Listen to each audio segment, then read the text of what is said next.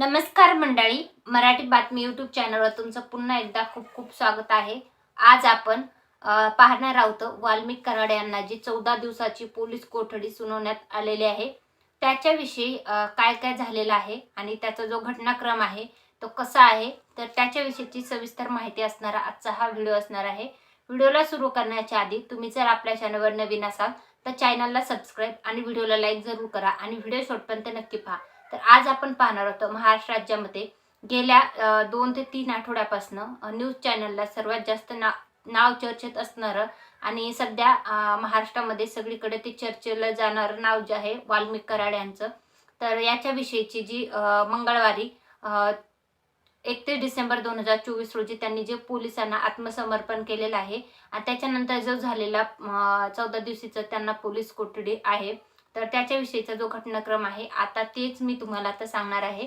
तर वाल्मिक कराड यांनी 31 डिसेंबर रोजी पुणे CID ऑफिस जे आहे पाषाण रोडचं, तर तिथं आत्मसमर्पण केलं. म्हणजे पोलिसांना ते शरण आले.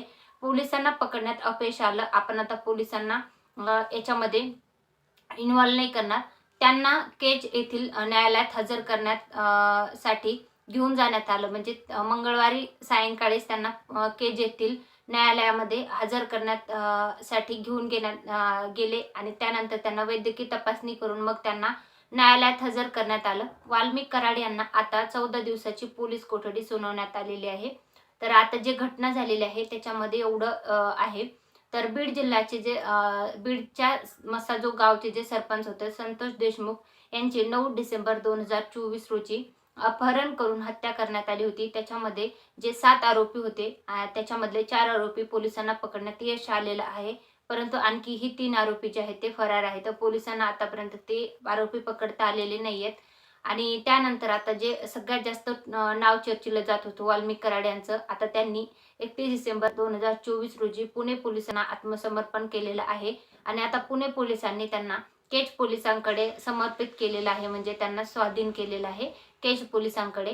तर आता जी संतोष देशमुख यांची निर्गुण हत्या करण्यात आली यात वाल्मिक कराड यांचा हात असल्याचे आरोप असणाऱ्यांची यादीत घेतलं जात होतं.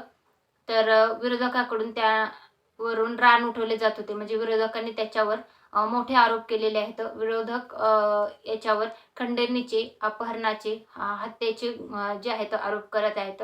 अर्थात वाल्मिक कराड यांना शरण जाण्याआधीच एक व्हिडिओ बनवून सर्व आरोप फेटाळले आहेत. वाल्मिक कराड यांनी एक व्हिडिओ जो आहे सोशल मीडियावर बनवून टाकला आणि त्यानंतरच त्यांचं आत्मसमर्पण त्यांनी पोलिसात केलेलं आहे. वाल्मिक कराड मंगळवारी दुपारी एक व्हिडिओ सोशल मीडियावर टाकून सांगतात की त्यांच्यावर जो खंडणीचा गुन्हा लावलेला आहे किंवा मग जे केज पोलीस स्टेशनला त्यांच्यावर FIR दाखल केलेली आहे खंडणीची, ती खोटी FIR दाखल केलेली आहे असंही त्यांनी सांगितलेलं आहे. व्हिडिओत त्यांनी सांगितलेलं आहे. मंगळवारी दुपारी वाल्मिक कराड पुणे पोलिसांना शरण गेल्यानंतर पुणे पोलिसांनी त्यांना सायंकाळी वाल्मिक कराड यांना केज पोलिसांना स्वाधीन केलं आणि मंगळवारी उशिरा केज न्यायालयात न्यायमूर्ती SV पावसकर यांच्यासमोर वाल्मिक कराड यांना हजर करण्यात आलं.